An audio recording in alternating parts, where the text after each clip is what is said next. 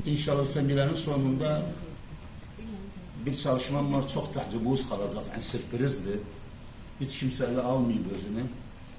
Onun da ünvanını veririm inşallah en sonunda.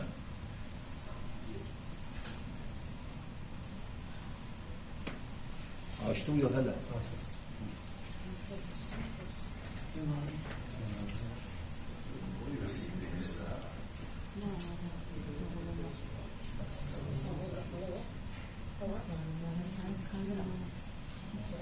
Bunu arasında.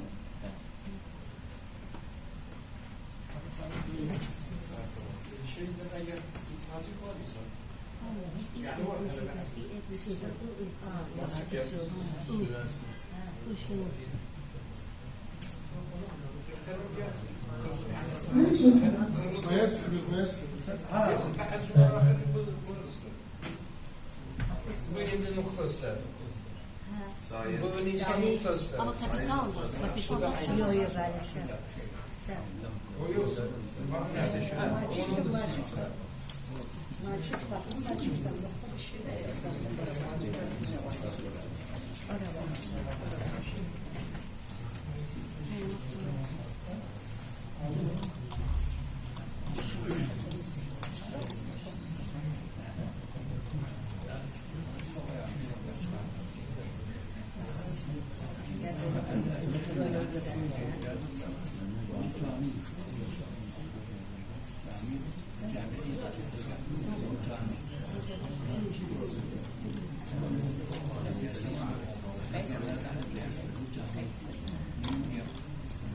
Akşamımız güzel olsun da değerli misafirlerimiz.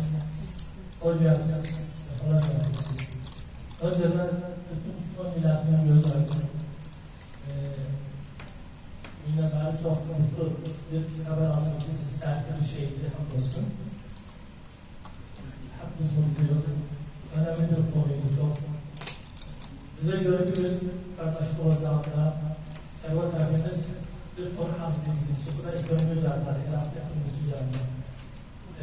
Nasıl sürasını işlemeli?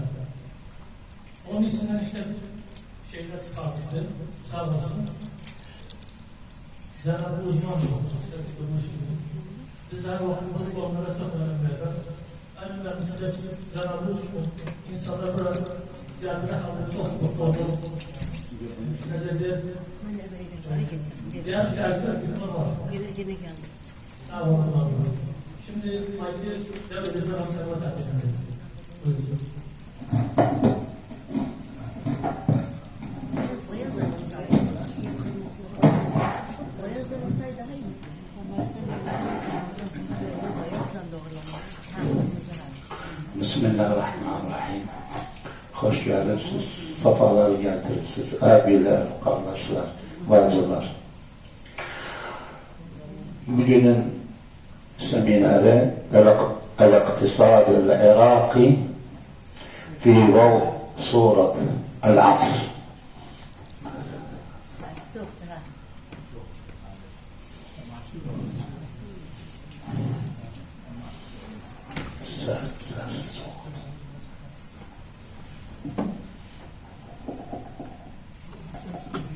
Tamam, Bismillahirrahmanirrahim. والعصر إن الإنسان لفي خسر إلا الذين آمنوا وعملوا الصالحات وتواصوا بالحق وتواصوا بالصبر. Şimdi bir süratle çabuk bu surenin tefsirine geçelim. Sonradan ekonomiye bağlar olacak. Burada Allah Teala ve asr dediği zaman ne kastedilir zaman? Zaman vakit. İnsanın sermayesidir. İnsanın sermayesi vakittir. Vaktin iyi kullanan insan istediği yere yetirir. Vaktin iyi kullanmayan insan iki dünyadan da olabilir. Çok önemli bir sermayedir. Ama ne yazık ki bizim toplumda hiç de bunun değerini bilmedik. Hiç bunun değerini de bilmedik.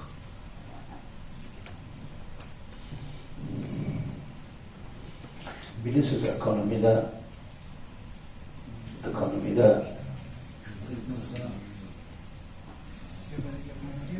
sermayenin ne kadar önemli olduğu için biliriz.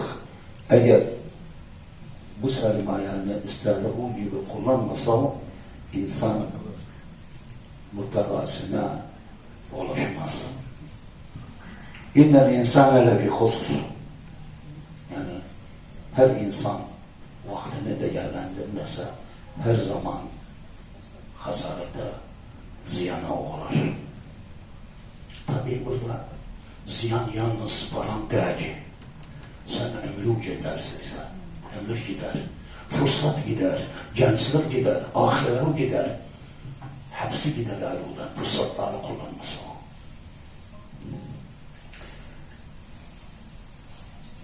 Bunun kurtarma yolları 4 tanedir. Bu durumdan nasıl kurtarılır? Allah Teala bize gösterir. 4 yol var. Birincisi iman. Geri iman getirirsin. İkincisi amel-i salih. İyi çalışacaksın. Hatta içindeki imanı tam çeviresen bir potansiyel çalışmaya, kudrete.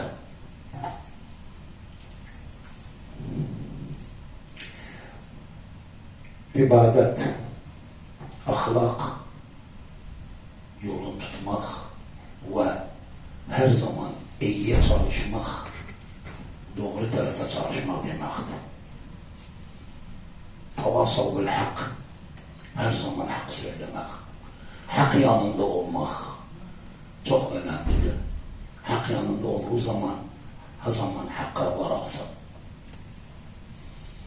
Ve tavasav bil sabır, sabredeceksin. Sabredeceksin. Sabır selamettir. Türkçe bir atasözü var. Sabır selamettir. Sabredeceksin. İstediği yola mutlaka yetişsen. Sabır edeceksin, itaat edeceksin, tahammül edeceksin ve yolsuzluğa hiç mecel vermeyeceksin.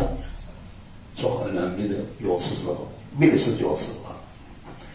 Bu özet olarak surenin tefsiriydi. İbn Celal'in Irak'ın ekonomisi üstüne bunu yansıtan nece olacaktı. Tabi vakit kaybetmek ne demekti? Ekonomide büyük bir zarar demekti. Vakit geçirir, manası ekonomiye geri verir. Mesela bir örnek yazsak, günde bir mamur bir saatin boşa geçirse, yılda 250 saat edilir. Yılda bir ay demekti, boşa geçirir. Eğer Irak'ta şimdi 1 milyondan 7 milyona yakın mamur var. Daha ziyade olabilir. Eğer bunların kaybettiği saatleri sayırsak, ömür kaybetmiş demektir. Bak bir tek saat boşa gitmekten ne olur? Ama bir de dönerim diyelim. Ne yazık ki bizde zamanın hiç kıymeti yoktu. Sanki beleşti, bilmeli. Zaman, Türkçe'de vakit nakit. Time is money. Bu meşhur atasözdür. Vakit nakittir. Burada düşünsek yalnız saatler kaybolmadı. Üretim durdu. Çok sosyal hizmetler yattı. Ekonomi durulma seviyesine geldi. İnnel insane lefi husr diyende burada yalnız manevi hasaret değil. Yalnız hasaret, manevi hasaret değil. Ama hakiki ekonomik zarar da demektir.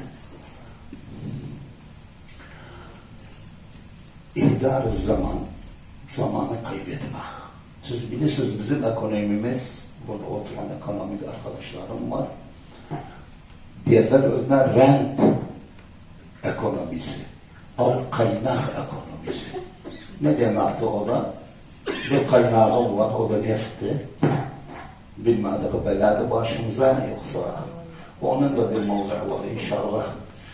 Başka zaman onu da ele aldık. Hel huve ni'me emlikum en nafat. Xaçdan Kirkuk. Yani kaynağı bağlı bir ekonomiktir. Yani petrol olmasa ekmek yoktu demektir. Ekmekten daha mühimdir petrol bizim için. Onun için ne kadar petrol için zaman harcarsak başka yönlerde de harcamamız lazımdı. Yalnız tamam petrolda bizimle çalışan arkadaşlar da görüyor. Çok çalışmalar var, şeyler var onun için. Aynı çalışmalar başka mecellerde de olsa hakikaten istediğimiz seviyeye yetişebilirler. Zaman petrol sektöründe olan zaman başka sektörlerde hiçbirisi kullanılmaz. Saat 1 oldu, böyle bitti. Ama petrolda yoktu. Gece gündüzdü çalışmak. Gece gündüzdü. Onun için her zaman maaşları daha ziyade. Yani biz çalışmışız, biliriz nerede. Ama başka sektörlerde böyle değil. Zamanı kaybetsem ne olur? Bir proje ne olur? Gecikir. Geciktikse külfeti atar. Geciktiyse değeri düşer. Böyle ol desen ne uzun var. En güzel örneği yadıma düştü. Metro Bağdat. Her 10 yılda bir şey çıkar Metro Bağdat. Böyle oldu, davet ettik, geldiler, yetti. Yok paramız yok da kalsın, tercih. O proje de yattı. Bağdat gibi bir şehir. Metrosuz olur mu ya? Ben böyle düşünsem. Ama ne yazık ki düşünen yoktu doğrusu. Her şeyi ertele böyle oldu. Bir gün yani istediğim malları bile tapmasam. Nitekim mesela şimdi Körfez'de görürsünüz bu krizlere ne kadar tesir etti şehirde.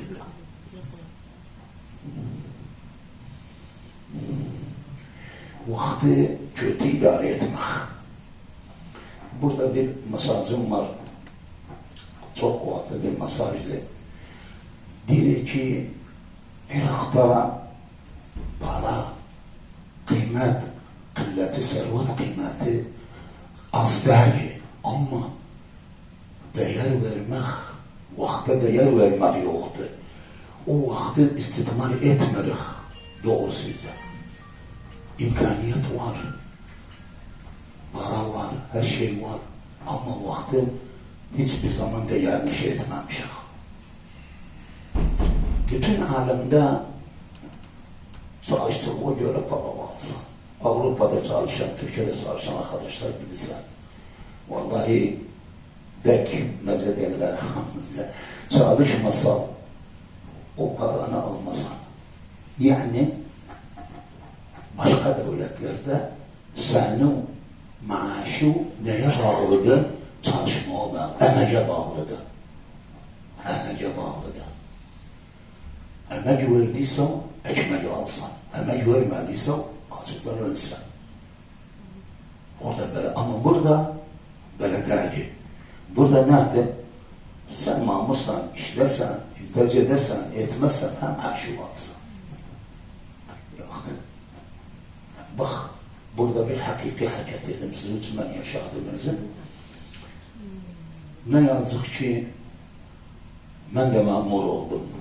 Bir kısmımız da mamurdur. Beşler mamur bir değil.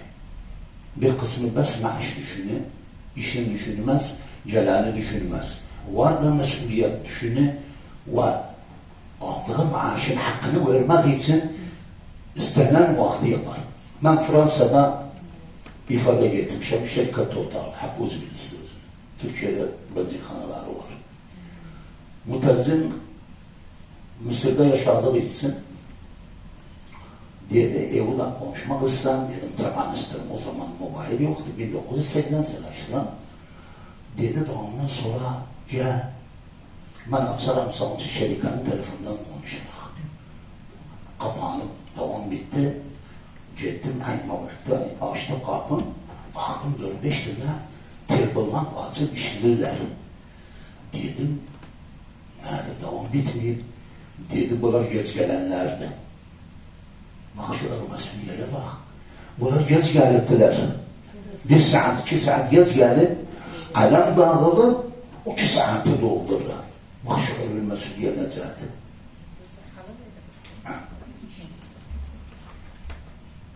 Bu mamurdu, 30 günü bitirir, maaşını alır, bu ne idare eder? İdari çoğalma, tedahüm idari olur. Nitekim biz batalım kanna dediğimiz, görünmeyen işsizlik gördüğümüz bir yerde 10 tane yaşamak, çalışmak yerine 20 tane çalışır. Ya o işi 10 tane bile güzel yapabilir. Bu da neye tesir eder? O kadar o toplum boş vaktin geçirdi, hakattan, boş hakattan, şeyden bu öğretime tesir eder. Öğretime tesir eder. Hasan sen çok yetmişik. Bir daireysen var, ben kahvaltı ederim biraz sonra gel. Bu vakamızdan hepsini bilirim. Bu en sonunda neden? Bütçeye tesir eder. Gider var, gelen azdır. O da tesir eder insana. Vaktimizde deryanı olmadığını ben yaşadığım bir aile hikaye gene konuşayım.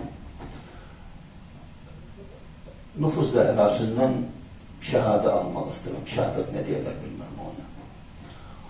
Gittim dediler, şehaden çıkartmak için 1000 dinar verirsen. Harda filan yerler. Gittim ona, bir kuyruk var, bir kuyruk var. Nerede? Valla bir tane usul kaseri 1000 dinar. 3 saat durdum. Özümde ağır bir insana, inananlar 3 gün özüme gelebilmedim. 1000 dinar hatiriz. Bu ne demekti manası vakit? Vakit hiç diye kadar yer yoktu, şey yoktu. Şimdi biraz bu kart meselesi oldu da biraz şeydi. Kızdım ne yazık ki iş işten geçtikten sonra netekim gençlikte yapmadığımızı indi düşündük. Gençlik necaydı belediye. Ya gençlik niye düşünmedim bunu? Vakit geçtikten sonra düşüneyim. Bizde de ekonomide de belediye. Her şey olduktan sonra şimdi düşünürük, ay maaşınızı idare eder, maaşınızı idare eder. Ne de adam?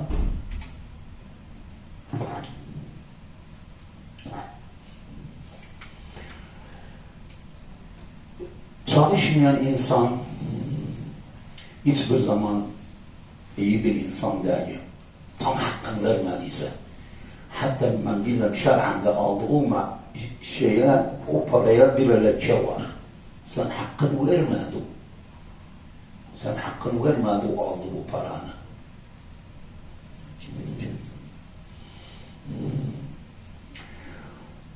Bu teşkillerde mesela bir projeni şey alsak, örnek alsak, bu tesir olan ne olur? Zaman kaybı olur. Meşhur geciki çok zararlar yaparım. Hasan yağda kalır. Şimdi ara geçse o. Karışta git bak. Binanın yarısı yapılıp yarısı kalır yerinde. Mesela çok şeyler yarıda kalır. Bunun en büyük ekonomik kayıp demektir. Mesela bir proje bir yıl gecikse ne olur? Evvela o projeden hizmet görecek millet, müstema zarar görer. Külfeti artar, istismar, öğretim seviyesi gider.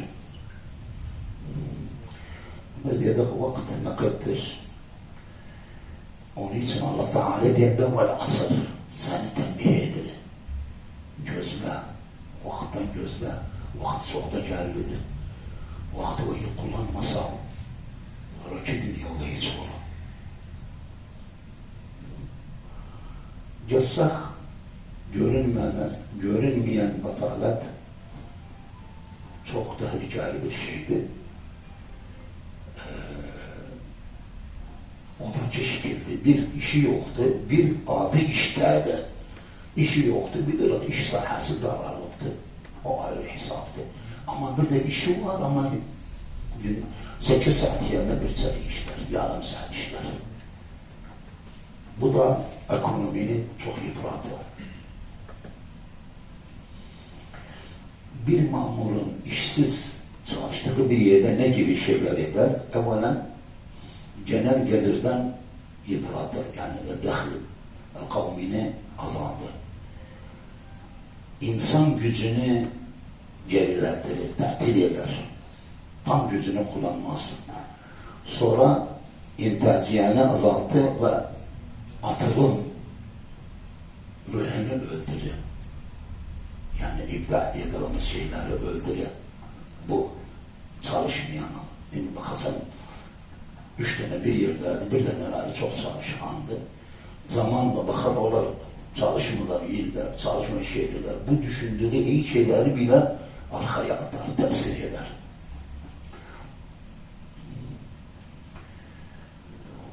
Tabi batala, işsizlik görünmeyen bir kayıptır. Çünkü sen bir sektörde batala, işsizlik var ise manası orada bir eksiklik, bir zarar var demektir. Kullanmayan bir güç var. Ötekin evde bir muvalide var. Bozulup da aramsanız ama elektrik gelende bir senden ay valla muvaliden böyle bak burada o zaman vakti gelende bilirsen neyse ya zamanında yapmadı o işi, hatta işi gelende ihtiyacı olan da göresiniz.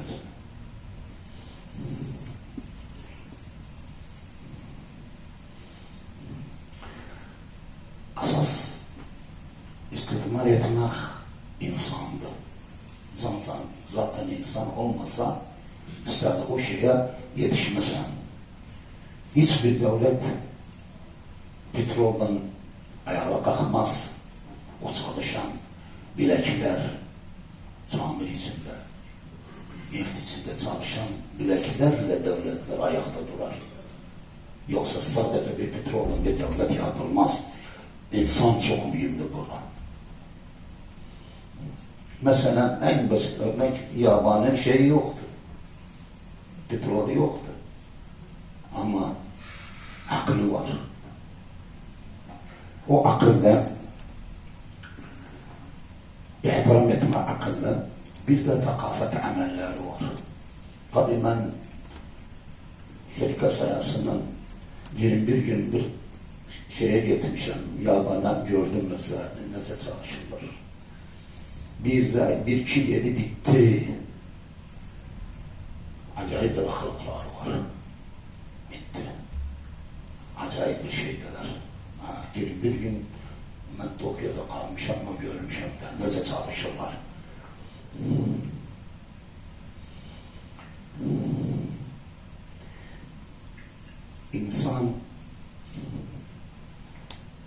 İnsan kendi ekonomisini yapar.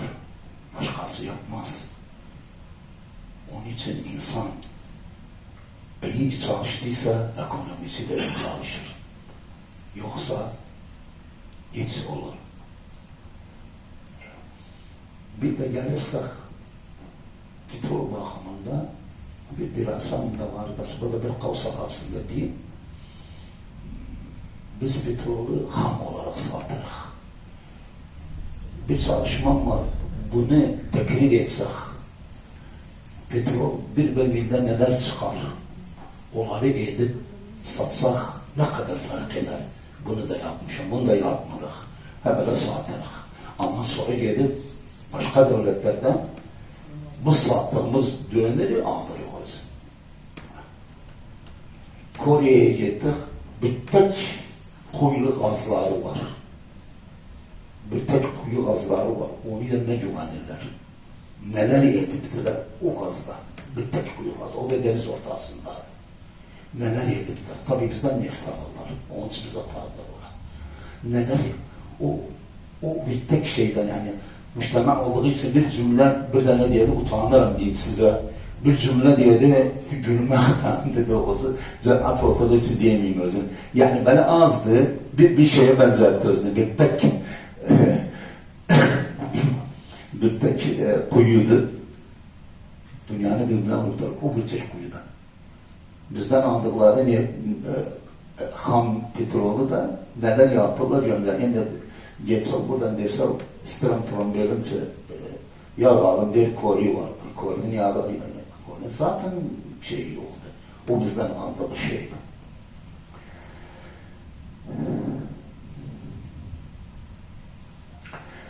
Bunu özetlersek bizim ekonomi problemimiz gene dönerik zamandı. Biz dediğimiz gibi malımız var ama vakti idare edebilmedik. Para var ama saatler boşa gidiyor. Takat var, akıl var, fikir var. Yani bir ihsayı okudum. London'da bilmem %10 doktorlar şeyini Iraki'di. Yani halemde bile Irakiler ne kadar zekavat oldular ama hiçbir zaman kullanılmıyorlar. Bundan anlar ki bu sura bir kendi kendine bir teoriydi, bir nazariyade, bir kanundu. Hem ekonomik hem sosyal şeyleri anlatmaktadır. Ve bir söz var, bir devlet vakte ihtiram etmese hiçbir zaman ilerlemez. Bir devlet vakte ihtiram etmese hiçbir zaman ilerlemez. Mesela bir örnek yazsak, bir projemiz var, bu proje tehir oldu, %100 görürsüz fiyatlar. Fiyat durmaz. Oynar her zaman da yukarıya, aşağıya çok ener. 10 atlasa 5 ener. Bunu bilmemiz lazım. Hastın altında. Onun için ne olur? Bir projenin 1 milyara deyipse, tercih etse o zaman yarın 1,5 milyon olur. Neticede en az %10 veya %30 bu bir dirasa sonucudur. Kifayeti azlar. Ancak tercih etse olur.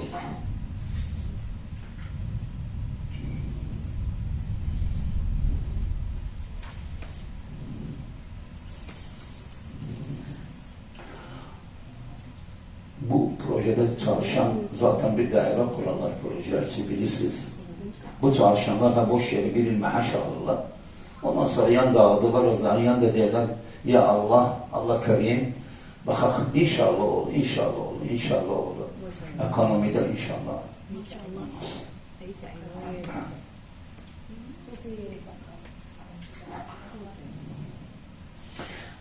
Güzel bir cümledir. Dili biz yalnız para vermedik, maaş vermedik çalışmayanlara. Biz iştirak edirik bunlardan ki vakti öldürseler veya biz de vakti öldürürük.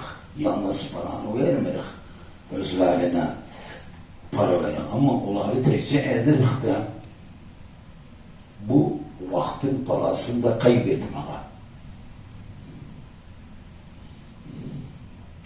Mesela bir muamele var bir dairede.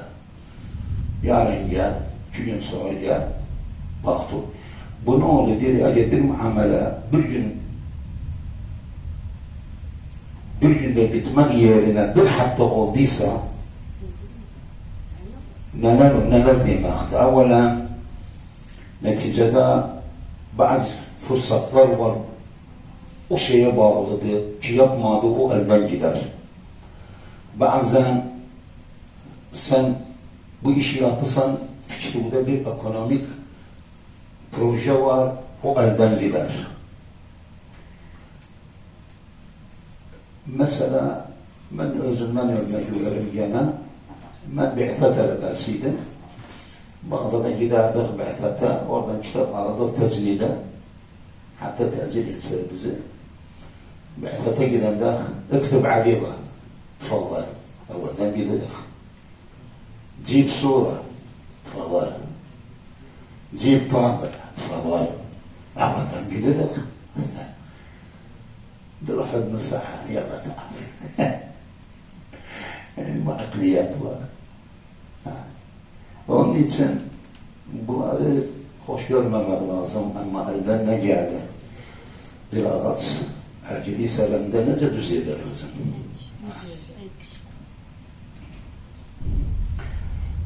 Bir idari iş tehir olduğu zaman yalnız o muamele değil.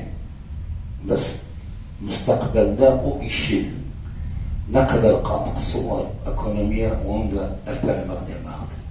Sen önce ertelese onca erteler. Ben bir arkadaşın teklifiyle bir Türk şirketinin müdürü oldum gelmişti. Pişman oldum. Pişman oldum. Günde bir şey bürokrati, günde bir talimat, günde bir şey. Gelirsen Bağdat'a dedi bunları geldi. Gel sen dedi yok filan filan filan. Ha vazgeçtim. Vallahi hayatta, Irak'ta yabancı şirketler gelmez. Ben şimdi abiler oturmuştu bir örnek verdim. 1977'de Kanun Temel Kubra çıktı. Ben orada çalışmışım Neft'te. Neler projeler yaptık. Ne kadar tesir edildi, her şeyi tesir edildi. O Avrupa'dan gelen adam bilmez de halbacır. O bilmez bu böyle şey. O ister işi asan olsun geçsin. Bu akliyetten ancak kıssak asla istediğimiz seviyeye yetişmez.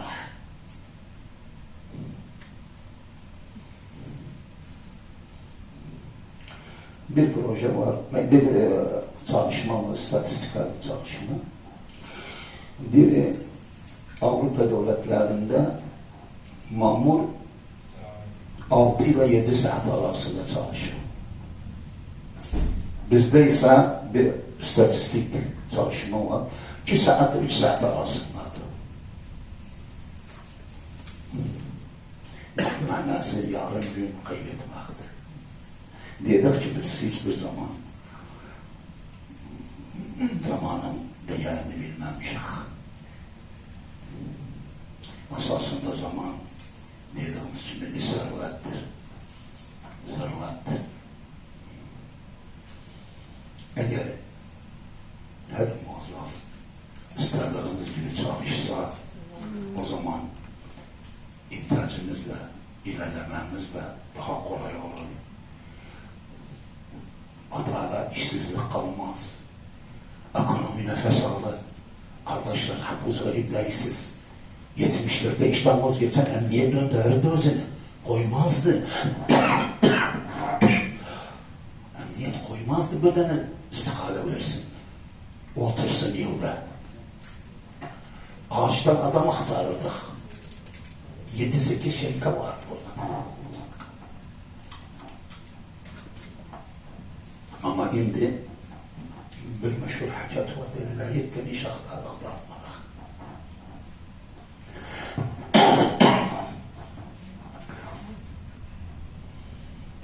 Bir Irak ihtiyacı yalnız petrole değil ki ben iyi vakit ve iyi takditlere ihtiyacı vardı. En son olarak müşkilemiz denildiğinden yani vakitti.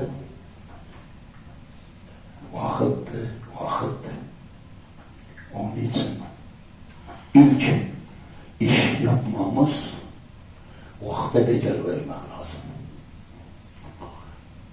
Konuşmamı yaşadığımız bir haletten bitireceğim. O da ta'til. Bir misal var bizde. Velev şa'bidir, sa'adedir zaten. İçinde kanşığa gelir, ta'til. Yağış yağar, ta'til. Bilmem ne olur, ta'til. Tamam, ta'til de insanın mamurun hakkıdır. Ama bu kadar da olmaz. Tamam, dini vaktler var, dini münasebetler var, vatani münasebetler var. Bunlarla uydurmak lazım. Şerda ki, yağmur, hava, bilmem ne. Neye geldi? Ta'til. Bu özettir şeyde esasında bunun büyük bir çalışma var bunun üstüne. Bu ta'tillerin ne kadar etkisi var ekonomiye ve ne kadar etkisi var eğitime. Bilirsiniz şimdi Irak'ın durumunu, ekonomik durumunu herkes bilir vaziyette. Bu ta'tillerin çokluğu da bu ekonomini yıpratmaktadır. Çünkü ne kadar tatil olsa eğitim ve öğretim o kadar geriler. Çünkü çok şeyler durar. Tatilde işlemirler. Hatta dikkat ederseniz özel sektörlerde bile çok tatiller yapılır ama yarım gün yapılır. Bir günün külfeti, bir gün tatil olsa milyonlarca dolar tesiri var Irak'ın ekonomisine. Ve çünkü bu tatilde üretim durmasa da ağırlar. Ağırlasa da ne olur? İşler tecil olur. Hasreten bir günün işi yarına kalır. Yarın gün kalır. Fırsatlar da azalır. Onun için ne kadar tatil olduğu zaman o kadar bir zarar yapar. Sonra yabancı şirketler gelmek isterseler bakanlar bu memlekette günde bir tatil var, günde bir tatil var, hiç gelmez. Affedersiniz. Ecnebi hiç gelmez. Günde bir tatil. Aslında işleyen yabancılardan var arkadaş. Bir namazımızı bile koyup tırmadan 15 dakikadan ziyade yoktu namaz. Ona kadar. Hepsini tehdit ederler. Zamanın kıymetini bilirler. Gelirsek mekteplere müşrifeler oturuplar, üstadlar oturuplar. Ne kadar tesiri var. Netekin hükümet kalktı. Nedir? Barnamazları azaldı. Kısaltmaya. Kısaltmaya. Menacı. O bunu düşünse ne demekti? Demekti yani sen bilimden çağlısan, elimden, o kitap elimden çağlısan sen. O elimden çağlısan. Der ki talebelci, sen o kitabı koyalım, her bir gayen var. Har yetişsen, sen menacı çıkartırsan ben sanmadım. O çocukların elinden çalmaktadır bu. Tabii düşünsen kanuni haktır tatil olmak. Kanunlarda koyup eskiden karar çıkardık. Bilirdik 8-9 münasebet var. Orada tatil var idi. Benim şahsi kanaatim bu salahiyeti muhafızlardan kaldırmak lazım. Sonra bazı münasebetler var. Şedder hemen gündüzden akşamdan geceler ihyalar. Çok gecelerimiz var. İhya ederek geceler olsun. Şartı duamı ben durdum. Bu hastalığı azaltmak için ne yapmak lazım? İlk önce kanunen, özel kanunu da var. Biz kimse tutmuyor kanunu. Kanun ihtilat var. O kanuna tevhid etmek lazım. Ve o kanuna göre yarayacaksan. Çok münasebetler var. Eğer gün tehdide gitse, edilirsen hatta sonuna çeviresen özünü. Eğer zorluydaysa günü, neden 14'ümüz değişilmez mesela. Eğer imkan var ise, hafta sonuna ertelemek lazım özünü. O zaman şeyle sebebilir. Bir de bu tatiller olduğu için tabii bu şeyde kullanılır. Devlet değerlerinde yoktu ama neft sektöründe var, shift demek. Yani bunu düşünmek lazım. Hastan devletin fabrikalarında varsa tatil olmasın, yani işlesin, shift nizamı dedikleri, shift nizamıyla işe etsinler. Sonra indibat, yani düzlük ve yolu bileceksen, bugün irtibatı yok, olmasın, onu şey etsin, ona göre. Asasında bakanda o, Irak'taki bu tatiller, mesela idariye dair, özü ekonomik bir etkisi var. Ve bu dahil kavmiye de tesir etmektedir. Onun için, bu hastalıktan şey etmek için çok çalışmak lazım. Ve istifadə etməmək lazım. Mən diyeceğim bu kadardı. Bəs haz ettim. Size diyeyim bir çalışmam var. İndiye kadar hiç kimse ele almayıp özün. Belki de sürprizdi. Molla Nesreddin Hoca'dan petrola. Molla Nesreddin Hoca'dan petrola Irak ekonomisinin kültürel bir bakış. Arapçası min Molla Nesreddin ile nafıt. Tehlil thakafi ile iktisadı Irak. Kimse bunu ele almıyor çünkü biz billah Molla Nesreddin hakatları gülmek yok. Molla Nesreddin velidir. Velidir. Alimdi. Alim sosyolojik alimdi. Dediği hakatlar hepsi böyle boş hakatlar değil.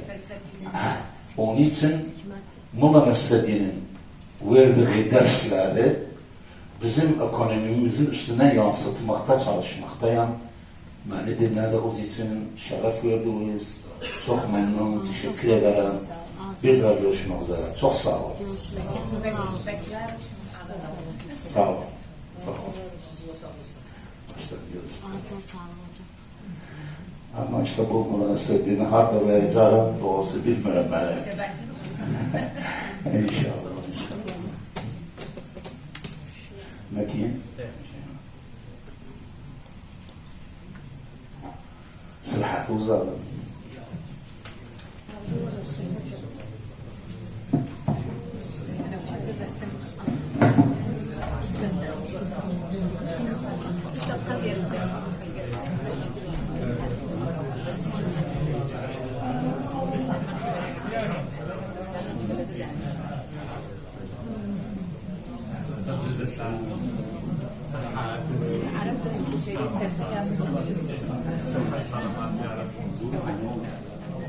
Yasin. Onu durup sonra gelirsin.